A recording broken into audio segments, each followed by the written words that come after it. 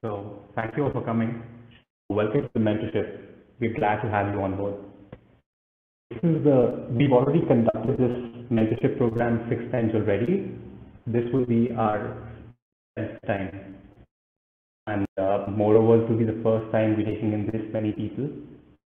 We initially had like a 50% limit, but due to response, we decided to increase it now. This is also the first time we're trying to live stream this on both the Discord and the YouTube channel. There could be some technical issues, so please bear with us. So we'll also use this intro call to test our setups and see how this works.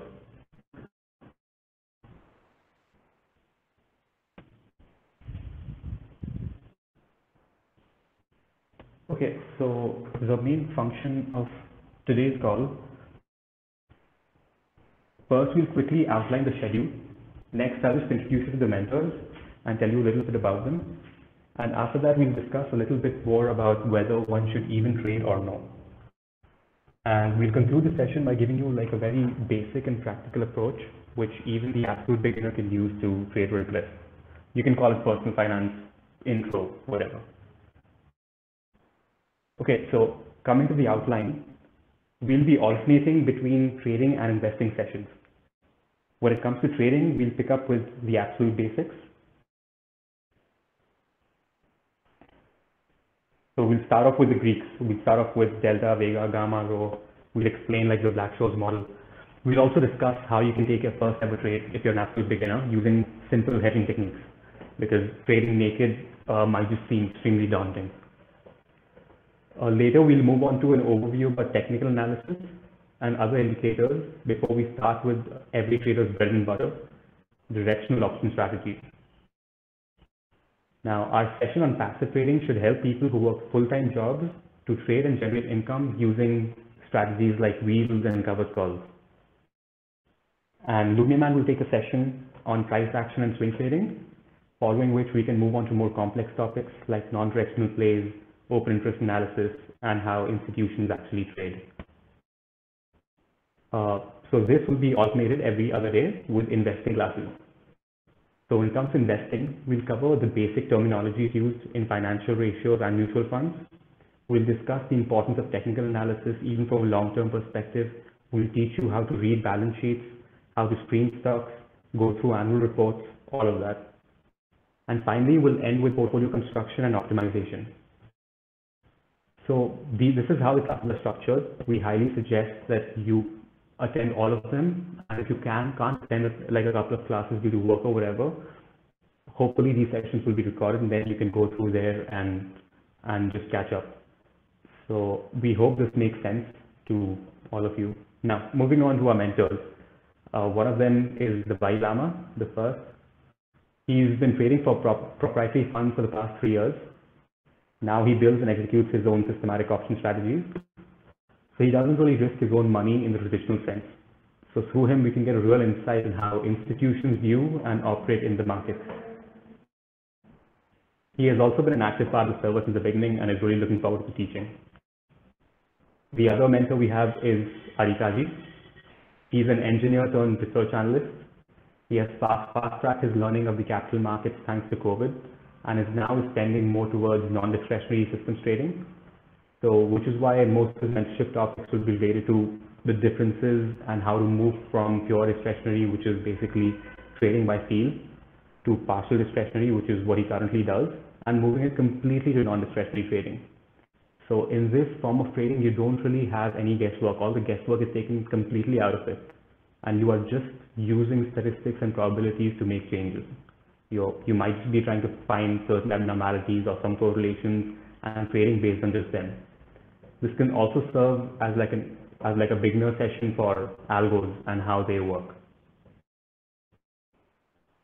So coming to Neo, after 2 years of losing money with stupid trades to spending another 2 years learning from his own, he is ready to be your guide on a journey where you learn the basics, cancelling out the noise and focusing on what actually matters.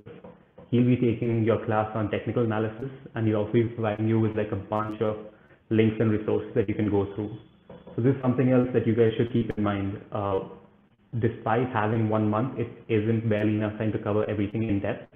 So we'll introduce a topic to you, and it's on you to go back, research, Google, and understand more about the subject. We can introduce it and make it simple to understand, but you will still have to put in the work.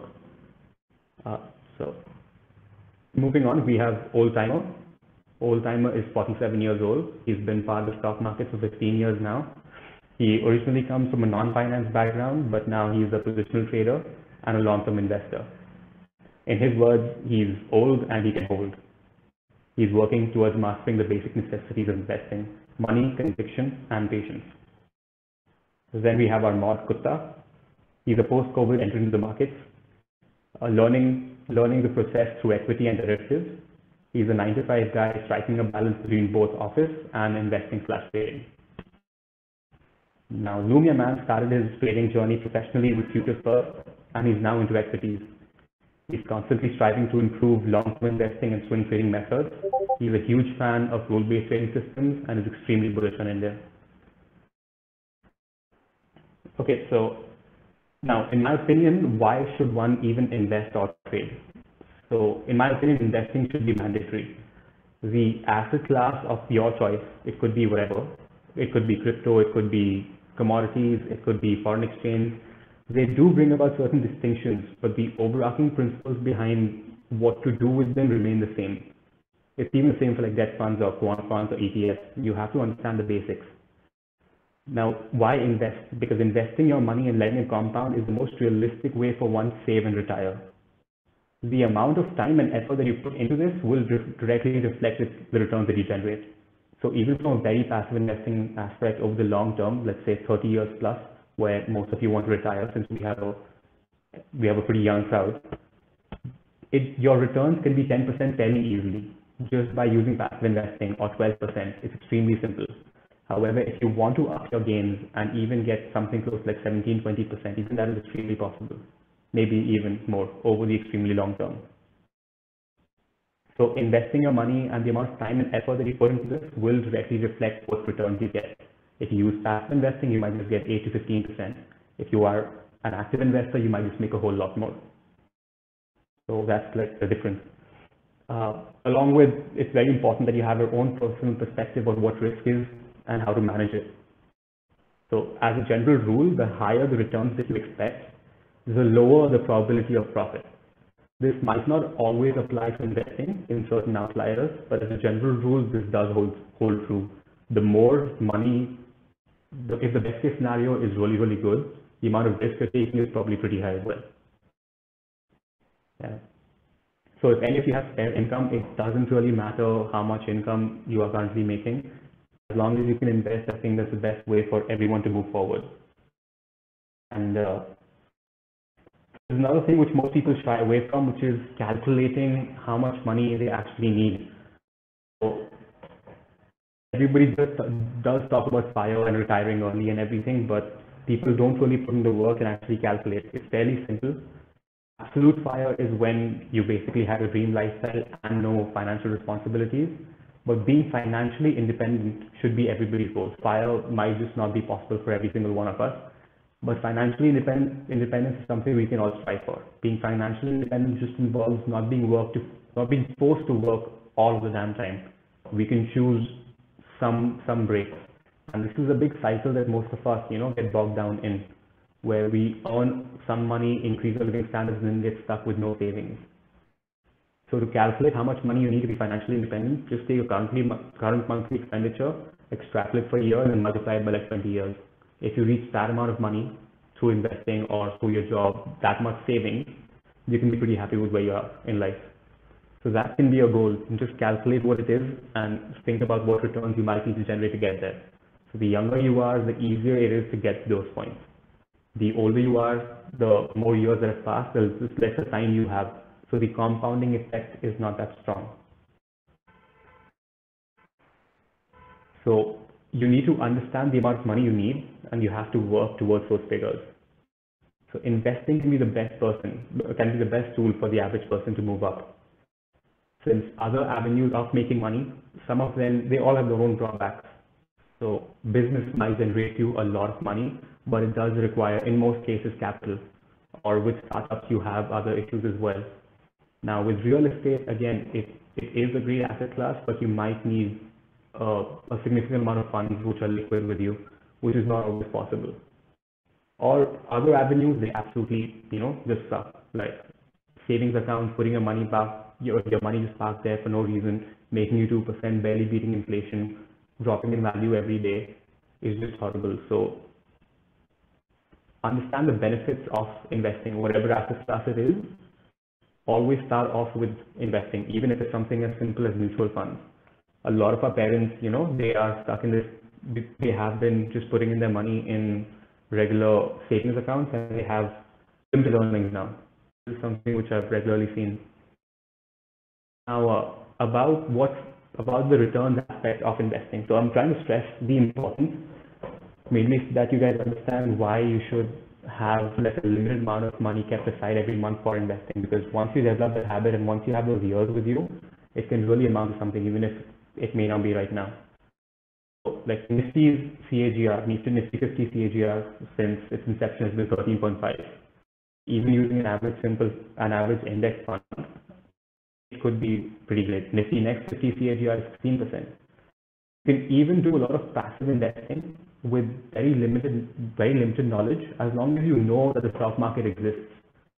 As long as you know what stock markets are, what some of the terms mean, you'll be able to make a lot more money. For example, passive investing via ETF, but using the news, using your general understanding of the world. It doesn't really have to be financial specific. Even if you have some general knowledge about what's happening worldwide, you can invest, you can trade. It's not like you have to be some sort of guy who's looking at charts all the time or anything. An absolute beginner can follow this. Every single month, put in some money in certain index funds and mutual funds. The exact ones, the details will be taught to you in later classes. Right? I'm just giving a general overview right now. So just keep a certain amount of money, and whenever you come across a lump sum, you can read the news and think about where that money should go. There were a few things here which were fairly no-brainers, even over the past couple of years. For example, the IT bull run which happened after lockdown. I think that could be something which even the absolute beginner could have understood. There's lockdown now. People won't be able to go to the office. So online sales and everything might just boom. If you have that opinion, just a general idea of the market, you can put aside certain money into an IT-focused mutual fund or index fund or something, and you could have made really, really good returns. Same thing with pharma. Same thing with FMCGs. So pharma and FMCGs, as long as you just understand that these are the safe stocks, because it's highly unlikely, unless there's fraud, for them to go bankrupt, because there's always demand for these goods. Everyone needs basic necessities for their life to go on, irrespective of pandemics or anything. People will still need to be fed. The pharma industry and especially the FMCG industry is fairly foolproof in that regard. So whenever there's a pandemic or there's something bad happening, money does flow towards these supposedly safer stocks. The safer stocks, so what most people assume is that they get really bad returns. But if you invest at the right time in these stocks, you can still make a lot of money. And again, none of this involves knowing anything about the markets. As long as you just have a general overview of what the world is currently in, what all these terms mean, what mutual funds are, understand what NAV is, the absolute basics, you should be able to make money. This is the point I'm trying to strive in here. Another thing that I want to address before we leave is that the recent craze about IPOs. So with IPOs, most people that I see, especially on the subreddit, they're basically gambling. You can't just look at a company, you can't just look at what its current gray market price is, and if it's higher or lower, just put in your money. Put in some work first. For example, just go through time and see what the average returns of all IPOs have been on the listing day. What you'll realize is most of them fail. Most of them, a large majority of them, over 80%. Them fail and don't deliver return on listing day. So this game that people play, it doesn't make sense. But now you can say, the fundamentals don't really matter. Everything is just going up. It's a bull run. So every company which is coming out now will get funding. So I might just make listing gains. Yes, that might be true, but just be aware this is just a bull run. And even if you make a certain amount of money now, don't continue with this when the market conditions change. just be aware of what you're doing instead of blindly just putting in your money in every IPO because your friend made some money is absolutely crazy.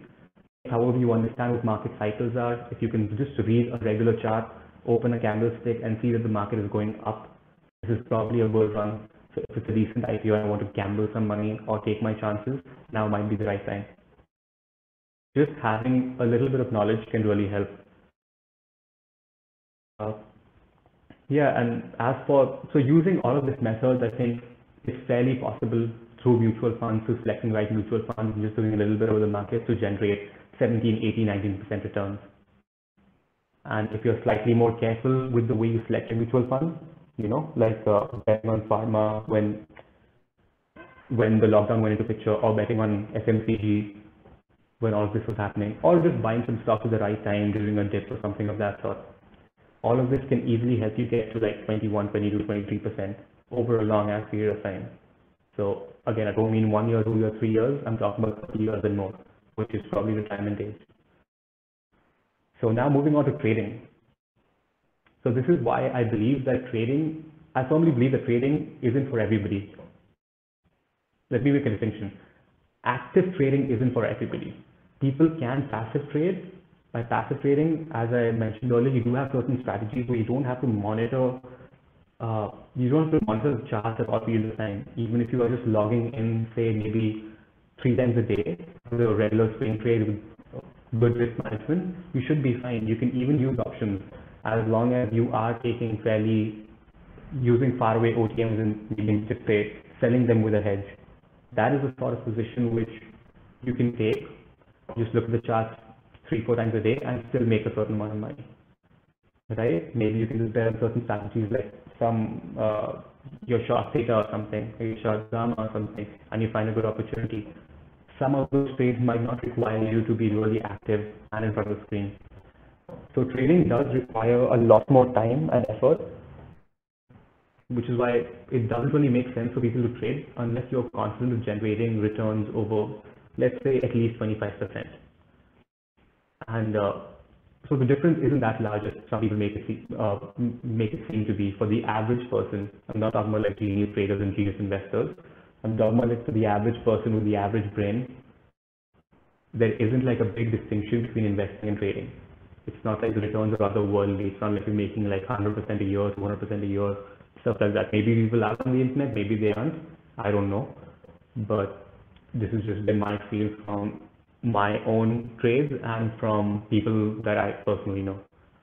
Even through the Discord, I've met so many traders who've made a lot of money in a very short period of time, but then eventually lost it all. And before making serious money trading, everybody has lost money as well. It doesn't come within the first year and a half, at least in my experience.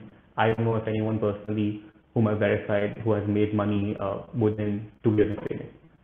So it does take that much time. You do need to have like a certain capital set aside for active trading. You do need to have the expenses covered for at least a couple of years before you even try actually putting money in that matters and making returns. So yeah, that's about trading. You do really need to enjoy it and love it if you want to be an active trader. Otherwise, for most people, you can just use passive trading. And apart from that, you can just invest properly and be able to generate really good returns. So being a full-time trader, what I've learned is it's important to manage being agile in the short term while understanding what the overall trend is and also managing risk. All of this does take a lot of practice. So yeah, it does take time, but if this is what you like, then yeah, maybe you can end up going for it. So I guess this is it for today's intro call. We'll continue tomorrow. Hopefully we can discuss some of what I've learned over the upcoming 30 days. I'll talk about my mistakes as well, so hopefully you guys don't repeat them. Thank you for your time, guys. I'll see you tomorrow. Bye.